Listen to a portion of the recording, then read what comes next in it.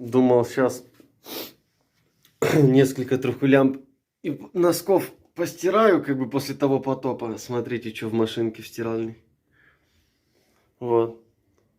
Здесь несколько трусов, пару футболок рабочих, как бы, ну, как рабочих, таких повседневных, домашних.